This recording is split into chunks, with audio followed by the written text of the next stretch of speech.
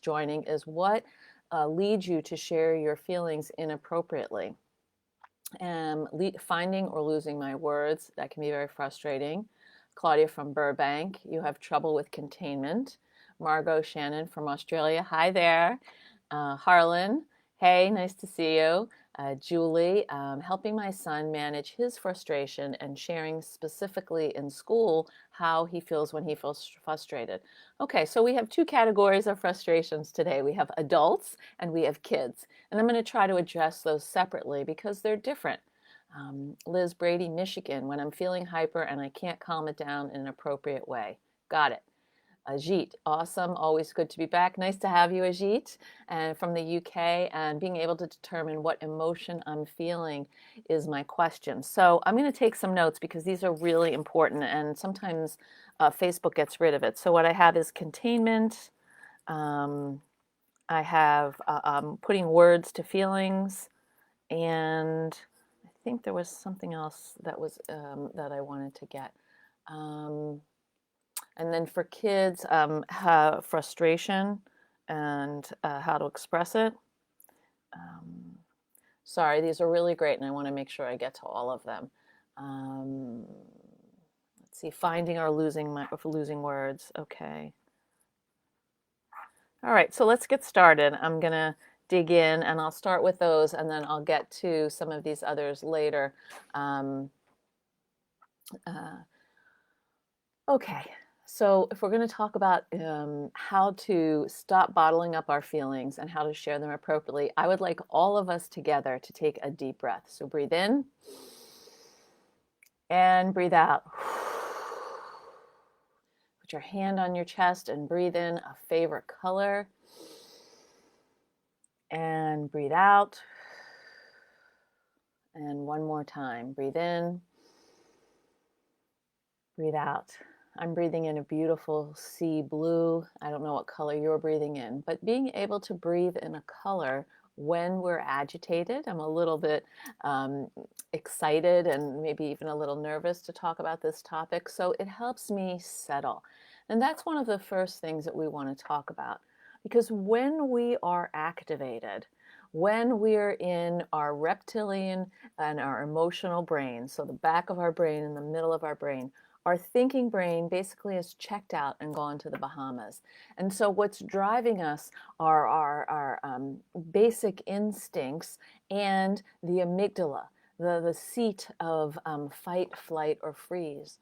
And that usually isn't a good sign in terms of how we're going to express our feelings, because we need our thinking brain, our prefrontal cortex, to stay online to help modulate those reflexive responses, increased heart rate, higher blood pressure, that racing feeling, and incredible rush of adrenaline from the amygdala when we're activated.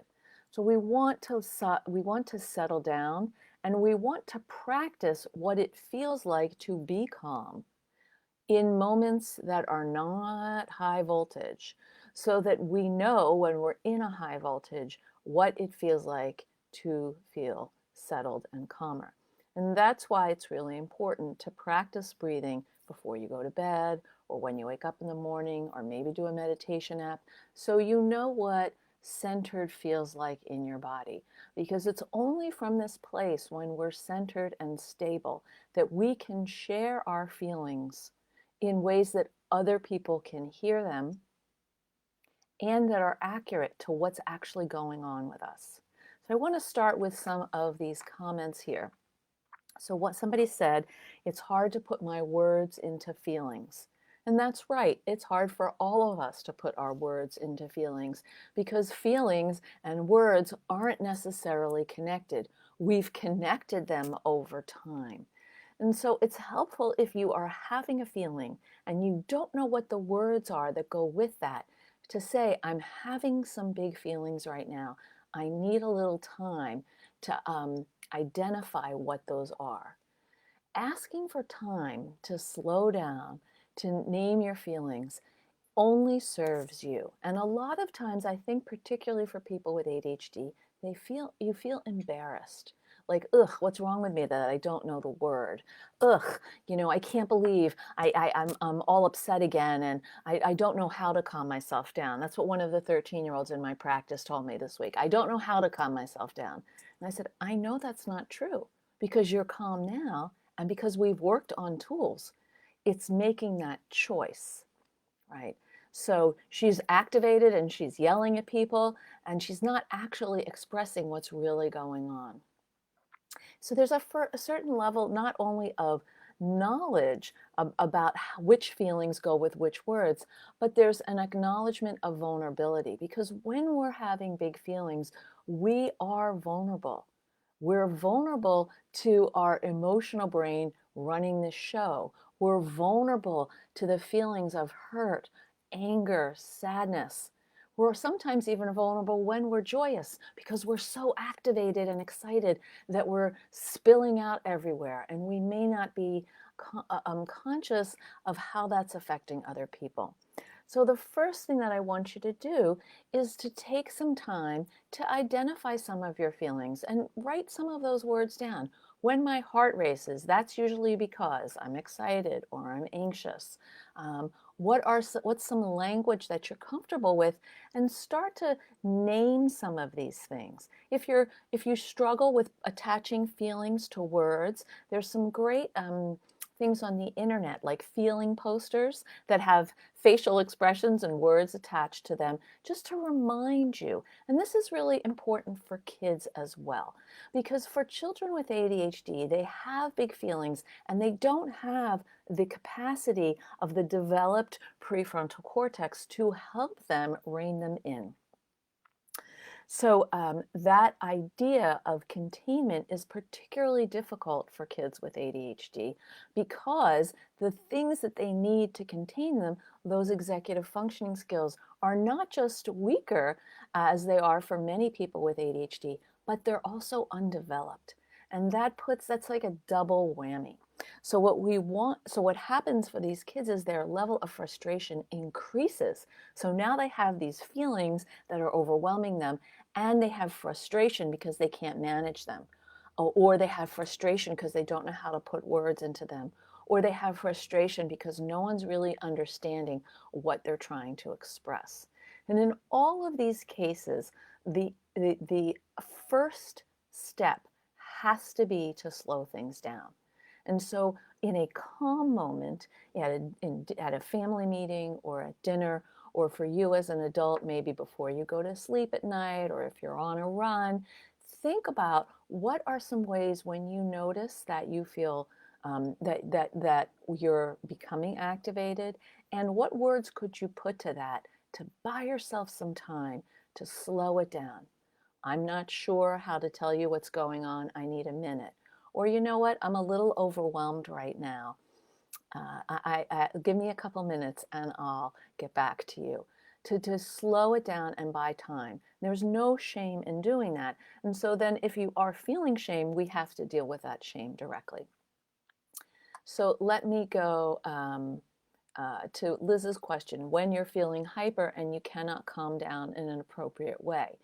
So when you're feeling hyper and you can't calm down, usually what's happened again is that the part of your brain, that prefrontal cortex that could help you slow down, that could help you, be more in sync with your situation, isn't really kicked into gear. And so then I would imagine, Liz, that what happens is people start to tell you that you're acting hyper or to calm down. And frankly, for me, when I'm upset and someone tells me to calm down, it's like I want to, it's like I want to scream even louder. Telling me to calm down is not going to help me calm down. And it's probably not going to help you calm down or kids with ADHD calm down. We need specific tools. And that's why we have to identify those tools, not in an activated moment. So if you're feeling hyper and you need to calm down, but you can't do it in a minute, what are some things that you could rely on to remind yourself, I need to step outside. I'm going to listen to a song that helps me re-regulate and I'll come back to you. Or, I'm going to Put my hand on my chest and breathe in that beautiful color. So it goes all the way down to my toes, and I can start to feel my feet on the ground. That's a very simple thing to do, which is to feel your feet in your shoes or on the ground. That's where we want to root. You know, in yoga, when you're doing different poses, the instructor may say, root down to rise up. And that's what we want to think about here when we're expressing our feelings. We want to root down so we can open ourselves, open our language, and talk about what's going on. Um, uh, Cassandra, watching from North Carolina, and I've always struggled with emotional regulation. I feel even the smallest things in a big way, and it's always been a struggle to keep things in perspective and not let it all boil over.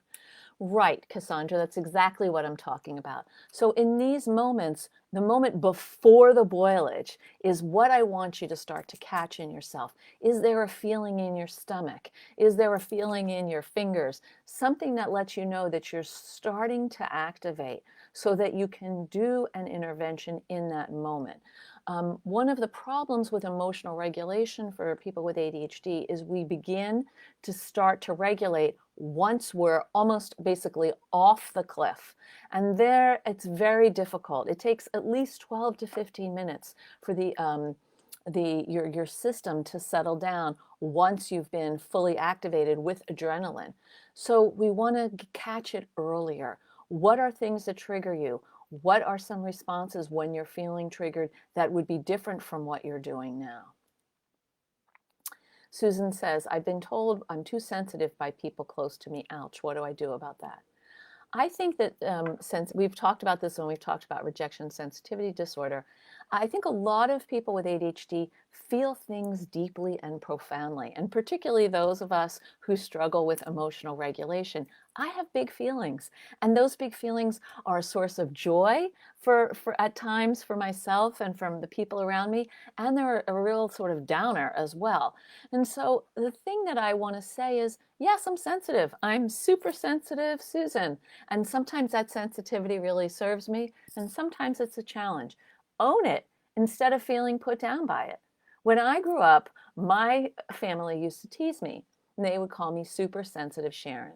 Like it was a bad thing to be sensitive. And I'm glad I'm sensitive. It makes me a much better psychologist, and it helps with my empathy in the world in general. Alethea, saying no to things I don't want to do but feel obligated or ashamed to do. Yes. So one of the things that's hard if we want to please others, particularly if we have a history of feeling less than, is we say yes. We say yes. I do this myself. I have a hard time saying no because I want to, serve people and assist them. And I have a lot of things that I like to do. And so I think that when we say no to things, we feel like we're shutting down opportunities, but we're also turning people off and that we're rejecting them. And there's a difference to saying no and actually because of your own personal limitations or things you can and cannot do and feeling freed by that versus saying yes and then feeling obligated, not being able to meet those obligations and being stressed out. So the challenge, of course, is differentiating, is choosing what is worth saying yes to and what is worth saying no to. And I wish I had the answer for you for that. I don't. I think it's a very personal thing. And I think it also has to do with, what your goals are for yourself in terms of work or social life or your family. Welcome, Lindsay from Canada. Michelle from Atlanta. Julie, nice to have you join us. Thanks. Watching my DD just gets overwhelmed with anxiety and goes with I hate you. Okay, so I think we have to talk about self-hate and emotional dysregulation. This is something that I see a lot of times with a lot of clients, and I have to say that sometimes I feel this way myself.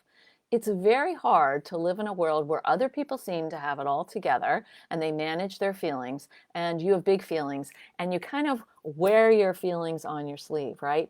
That's something that, a lot of people with ADHD tell me, everyone tells me how I'm doing because I wear my feelings on my sleeve. So what I want to encourage you to do is to stop hating on yourself. Like there are some benefits to being more of an open book. People don't have to guess as much. You don't have to basically struggle to show how you're feeling. It's there. The question is whether the boundaries we're going to create around it. So when we know it's safe to be more open and when we know it's appropriate to be a little bit more boundaried. And I'm saying boundaried specifically instead of shut down, because I'm not advocating shut down. What I'm advocating is your hand on the knob of the intensity of your feelings. We want you to feel like you can turn them down and you can turn them up rather than they're doing that to you. Welcome to Kathy and Elaine, and Jessica has a question. Sensory overload, being harsh or explosive. Right, so this is really important, Jessica, thanks for saying that. When we're overloaded, whether we're overwhelmed in a sensory way, whether we're overwhelmed cognitively because we can't process all the things that are going, whether we're overwhelmed emotionally because our kid is really hurting and they're sobbing about us being teased, whatever it is that's overwhelming you, the ADHD brain is going to need more time to process that. So you're going to have an initial reaction like, oh my God, whoever teased you, I want to go out and yell at them, or I want to yell at their parents. But that's actually not going to help the situation. What's going to help you is to first name and own your feelings. I'm really feeling upset. I'm angry about this.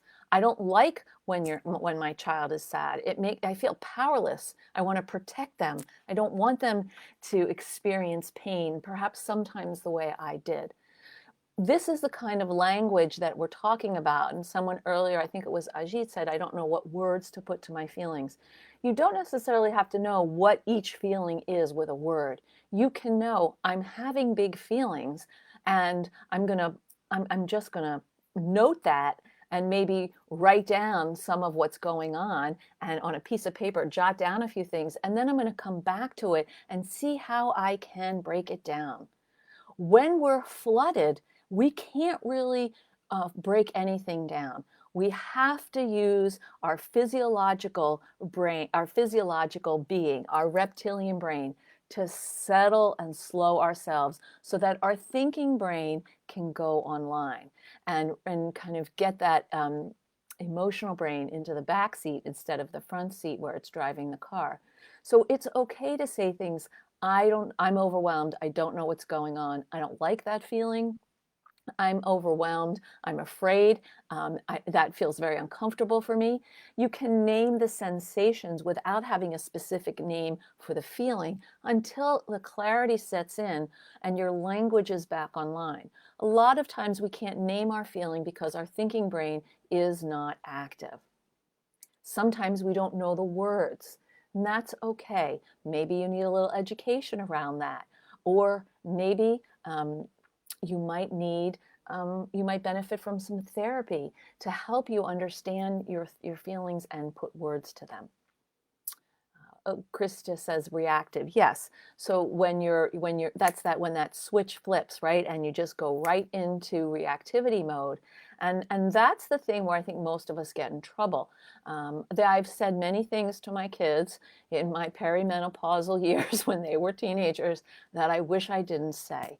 And all I can do in those moments is after it's happened is own it. Be aware of it and try to change it. You can only say you're sorry so many times. So that's why we want to break it down. What are the signals that you're becoming reactive, and what's an immediate intervention you can do for yourself? If you need to go to the bathroom and just wash your face, wash your hands, talk to yourself in the mirror, breathe, even if there's chaos on the other side, you are getting in control of what's going on. D says, when impulsive, supporting, or remembering tools for self-regulating within my son personally and my own son. So what happens is that you don't remember the things that you know work for you. I'm sure you're not alone with this, D.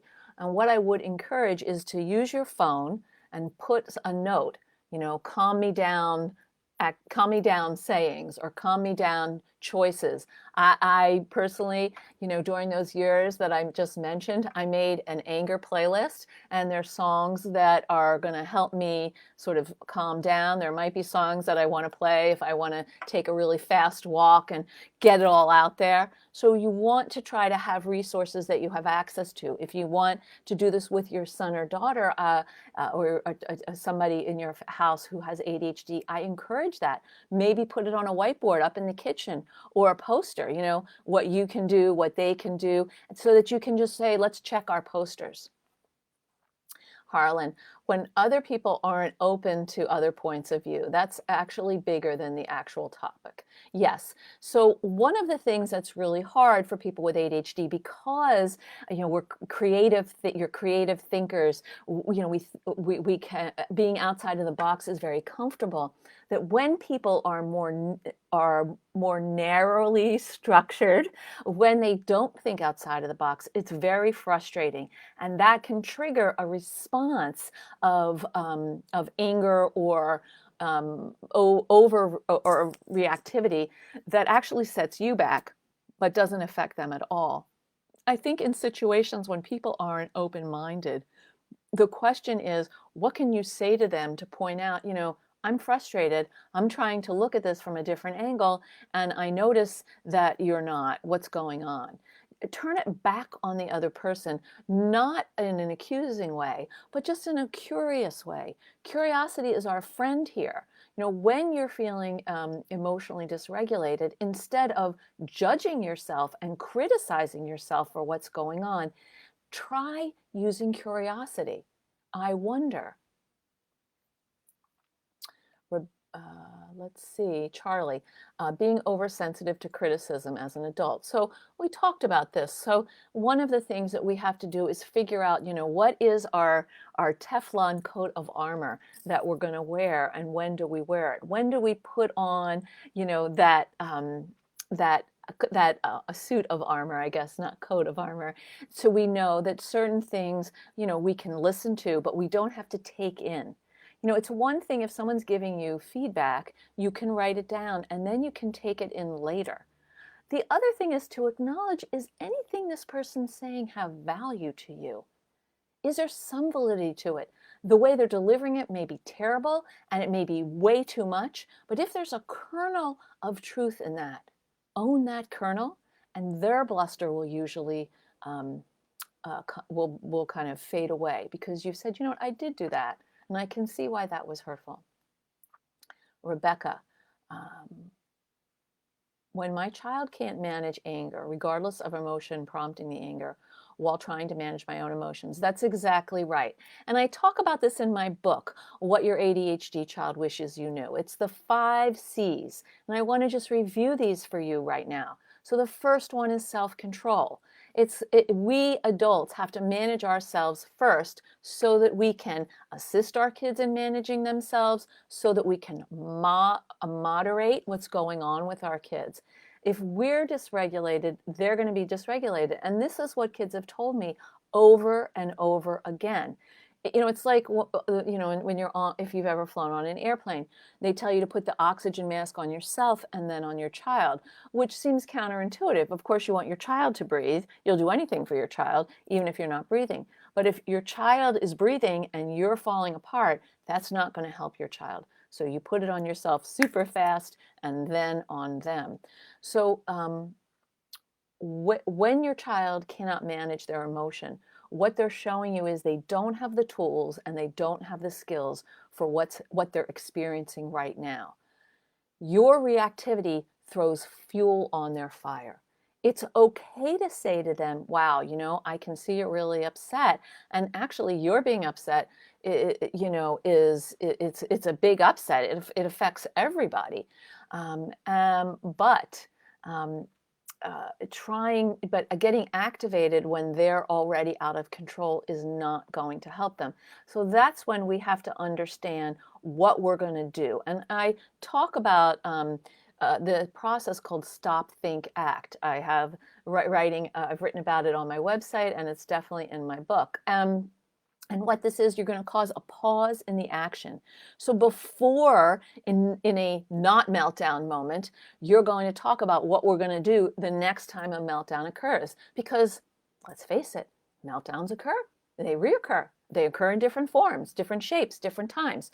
So you want to have a process plan, not necessarily a content plan, because the content is going to shift. Different things are going to trigger kids with ADHD at different times. It's how you're going to respond to it. So we're going to call a pause in the action. And a pause in the action might mean we have to leave the grocery store right now because things are out of control and this isn't working. A pause in the action might be, we're going to set the timer for 15 minutes. That's what we agree to. You can listen to music. You can pet your bunny. You can take out your calm me down box, which is filled with activities from the dollar store that are just for this moment. You can go up to your room and play with your Lego. We will come back together in 15 minutes because that's when the system calms down. And for younger kids, they might need to sit next to you and have a hug or hear a story, which could be very taxing for you, particularly if you're activated. So in those moments, what I want to encourage you to do is think of something that's going to help you get grounded. Maybe drink a big glass of water. Maybe do that trip to the bathroom. Maybe just open the door and breathe some fresh air and close it so that you can be available. Then we have think. And think is when you come together and you talk about what's happened and what you want to do next. What is the next right thing to do? Think is not a time for teaching a lesson. Think is what was going on, how we can move forward. That's it. Then later, at another time in the day, or maybe the next day, it's a time to replay what happened and talk about what you could do differently. So, okay, of course, thank you, Facebook. They have erased some of the comments, so I apologize for that. I'm going to move forward. Not thinking of the consequences of my words and then getting surprised when people get upset. Thank you, Charlie, for talking about this. So sometimes when we're activated, we don't see the effect of our emotions and our words on other people, or we see it, but we don't care because we're so upset, we just have to get the upset out. We can't hold on to it any longer. And so what I want to say to you is, other people's reaction is feedback. It's feedback about the size of your reaction and the effect of your reaction. And if people are yelling back at you, if someone is crying back at you, that's a good sign that you need a stop. Okay, you need a pause in the action so that you can come back and say what's going on in appropriate I statements. So let's talk about communication. So you may or may not know the very simple formula. I feel blank when you do blank because. That is the cleanest way for you to communicate what you're feeling in a moment. I feel you are is not a feeling. I feel that you annoy me, not a feeling. Feelings are sadness, joy, frustration, disappointment, hurt, fear. That kind of sort of covers the whole range, or maybe unsafe. So those are the feelings. And so you can say, I feel unsafe when you leave the car running in the driveway because I don't know if you're going to go back to the car or if you just forgot to turn it off. That's a clean statement. Okay, so I've lost some more comments. I'm really sorry. I know that one of the women from Canada had a comment, and of course it disappeared into the Facebook fog. So please, if I'm not responding to your comment, please submit it again. I'm very sorry. You're breathing sparkles in your class. I love that. Breathe in the sparkles. Breathe out the sparkles. However that works. I don't know, Dee. Please share. Claudia, so true. Rebecca, excellent point. The art of living has a great breathing technique. Terrific. Claudia, identify where you feel it in your body and validate your own feelings. Exactly. Instead of judging ourselves for having the feeling, we want to identify it and accept it. And then we'll be able to figure out what to do about it.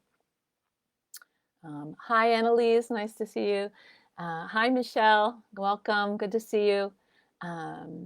D. Certs emotion pics are good for children, as is the zones of regulation and emotional talks. Yes. So we want to have, for a lot of kids, and if you're a teacher or an educator or in your home, get one of those posters which has like all these different expressions with the feelings underneath. And then that can help your child say, I feel. You turn to the poster. It might help you too. I feel, and you turn to the poster. It just keeps things cleaner, and that is the goal. Thank you, Rebecca. Thumbs up.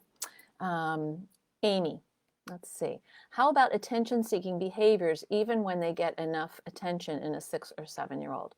So 6 or 7-year-olds, as we know, because the ADHD brain develops more slowly, are with 3 years delay, could actually in some ways, particularly in emotional regulation, may be more like a 3 or 4-year-old. So when they're doing these attention-seeking behaviors, what actually is uncomfortable or insecure in them that they need your attention? And then how could they learn to self-soothe? Self-soothing is a lifelong skill, and while of course we cannot expect young children to do this all the time, we want to offer them some options about what to do. Doing a puzzle, doing Lego, jumping on the trampoline, running around through the living room 3 times, or putting your coat on and running around the house 3 times outside. Maybe doing some jumping jacks. We want them to figure out how, almost to distract themselves from what's going on so that they can settle, and then we can move forward.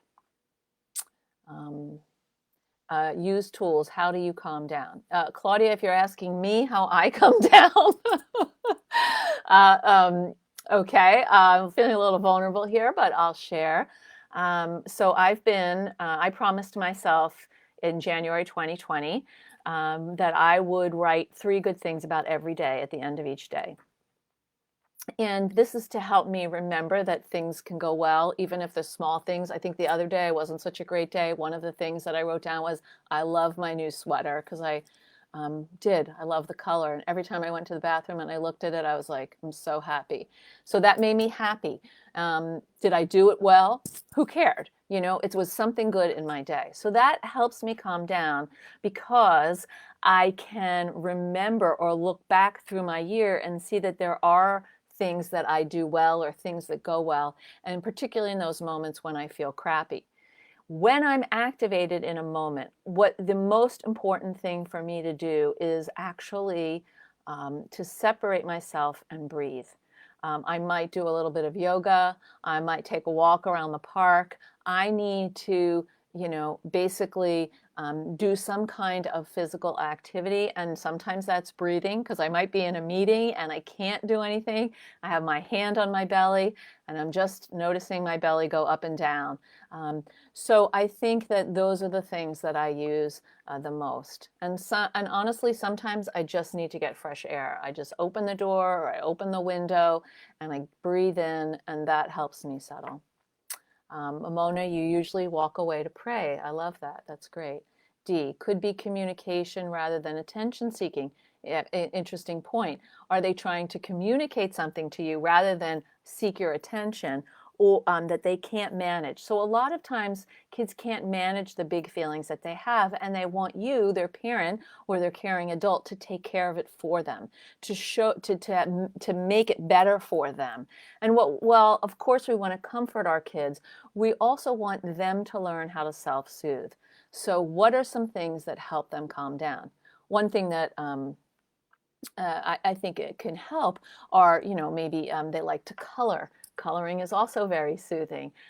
Maybe they like to play the drums, something that actually can help them get some of those feelings out, but also shift their brain away from being overwhelmed by feeling to actually doing something that's nurturing. You're welcome, Claudia. Rebecca, breathing techniques, positive self-talk, removing yourself from the situation. Good luck. Still working on it. Well, Rebecca, that's the thing, right? So, these are things I've been working on most of my adult life. I presume that I will be working on these for the rest of my adult life. So my goal isn't perfection. My goal is steadiness. Am I doing this sometimes? That's better than no times. Do I expect myself to bomb sometimes? You bet. Do I expect myself to, succeed sometimes? Yes. I think I'm better at doing that than I was before, but it's not perfect. And that's the thing I think about, is not expecting perfection from yourself. Do you use your breathing technique sometime? Okay. Do you tell yourself something positive sometimes? Okay. Can you take a break from the situation? Okay, great. Those are 3 tools that you're able to use. And if you use them sometimes, that's better than never. Charlie, what techniques could you suggest to calm down if you cannot step away? E.g., if you are parenting or in a situation where it is not appropriate to step away. Yes. Okay. So in those moments, what's important to do is for you to actually try to direct yourself away from your feelings to the situation at hand. And instead of, how can I manage this? Oh my God. I want you to think this one question. What is the next right thing we need to do here? That's it. What is the very next step? When we shrink it down to that level, the chances of you actually being able to do that and show up in that way are much greater. So if you cannot step away and you need to calm down, ask yourself, what is the next right thing to do here? You can also ask yourself another super important question, which is, what is my goal? What is my goal in this situation? And that might help you slow it down. Otherwise, I would actually just really focus on breathing. You could do that alternate nostril breathing, not necessarily in a meeting, but if you're parenting a kid who's losing it, that's something that you could do. You could put your hand on your chest, as we did in the beginning of this session, and breathe in a few times just to kind of give yourself a hug and reassure yourself that you can handle this. And I would consider, really opening up your heart and loving on your kid. When your kids are this dysregulated, they are very, very uncomfortable. It feels terrible. Think about when you're yelling and screaming. It feels terrible. And they don't have the resources, the internal resources yet to manage that. So in some ways what they need is to feel loved and connected with. I think in many ways what they need. So how could you do that? And maybe talk about that in a calm moment and apply it at that time. Kari says, hard for me to self-regulate at work when my fight or flight reaction is fight. Yeah, okay. So that is a very strong reaction many of us have, is that strong fight, like, I'm not going to take that, and don't talk to me that way, and you're wrong. But that's usually not going to get you what you want. So that would be a good time to maybe have a fidget in your hand, or to maybe take, look like you're taking some notes, but write down what you would really like to be saying. I think that often what happens is when you want to fight something at work, it's because there's some perception of injustice. And in those moments, what I would really encourage you to think about is, what is my goal? Or what is the next right thing for me to do? There are ways to reflect your dissatisfaction with what's going on by saying, I notice, I observe, it seems to me. Those are less provocative. Then you can go in your office and call your friend and tell them what a jerk so-and-so is. Dina, when I get really angry, I can't express it without falling apart and crying. This happens for a lot of women, actually. When we get very emotional, we start to cry and we fall apart. And the thing is, it's like we're sort of collapsing. And there's nothing wrong with that.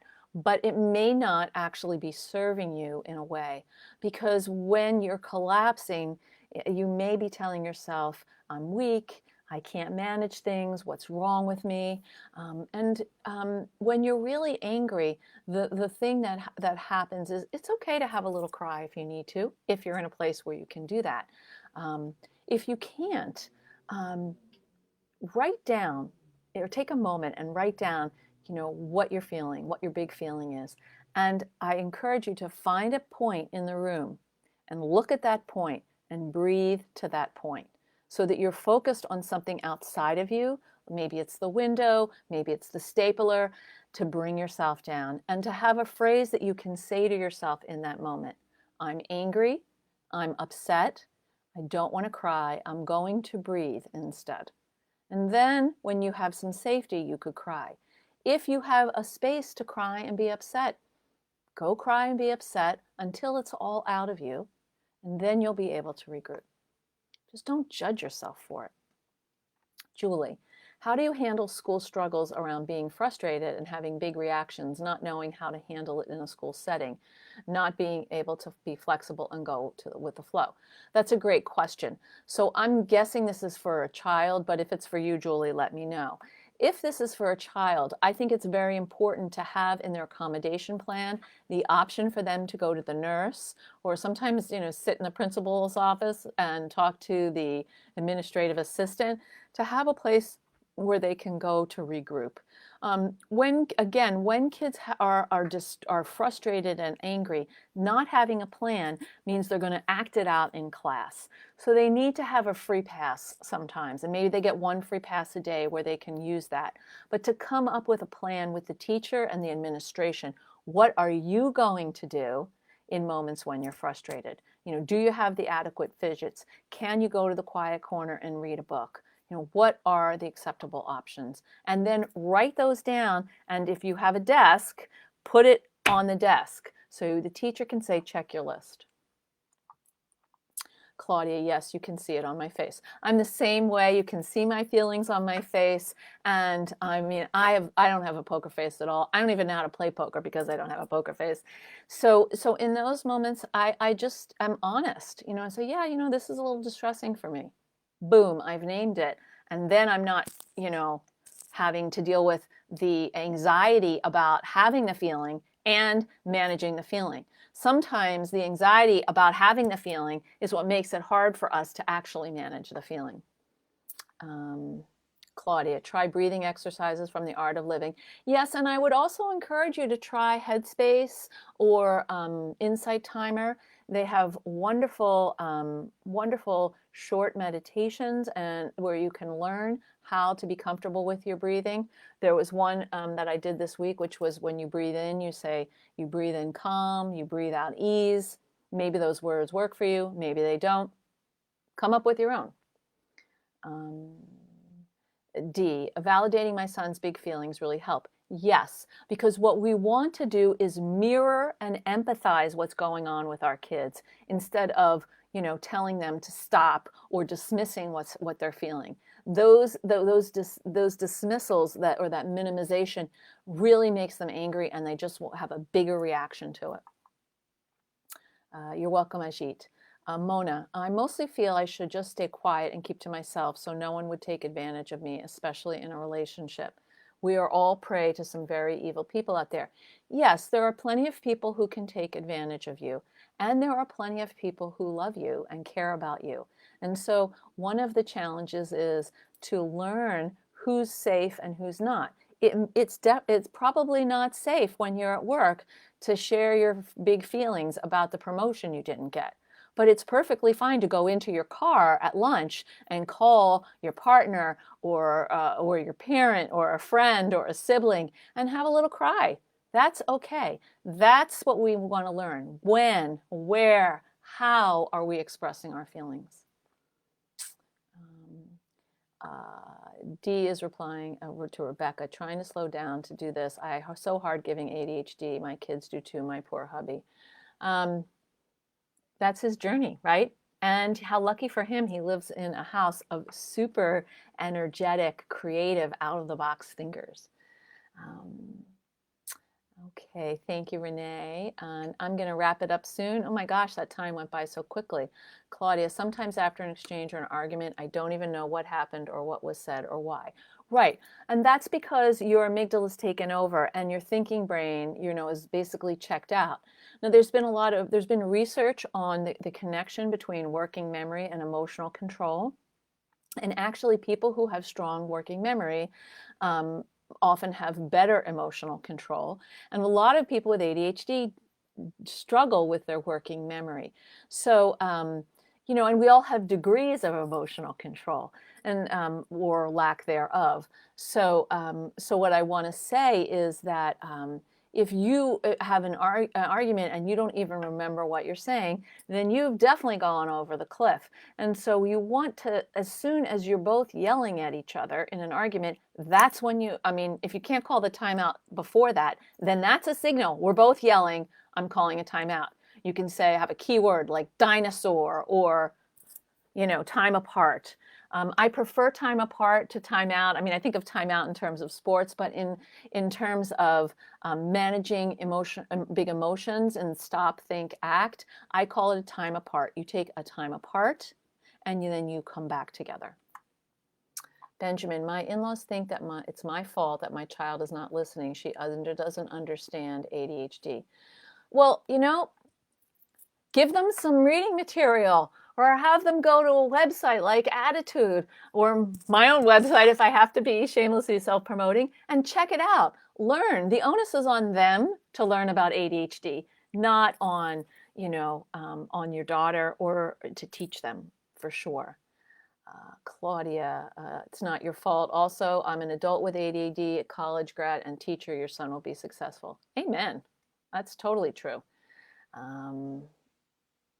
Similar struggles. My child can't listen. It's not bad behavior. He can't help it. That's right. And so I think if you're, for extended family members or even grandparents or maybe some siblings, we want to educate them about ADHD and we want to educate them about executive functioning skills. And this will be my last comment. We all have executive functioning strengths and challenges. The difference is that people who have ADHD or who may be on the spectrum or have learning disabilities often have executive functioning challenges or weaknesses that are more intense or more severe and outnumber the strengths. And so it's an imbalance. And so we want to help, we want to sort of lean into the strengths that exist and try to shore up some of those challenges as best we can. And that's true for all of us. And I think that's really important to convey because it normalizes the executive functioning challenges that people have with ADHD since we all have them. Thank you so much for joining me today. This was a wonderful conversation. I really am thrilled with all of your participation and I'm grateful for it. Please join me next week at 4 p.m. for our next Attitude Live. And please check out my website and my new upcoming masterclass, www.drsharonceline.com. Check out my Facebook too. There's some videos there you might really like. Have a beautiful rest of your day and a lovely weekend. Thank you.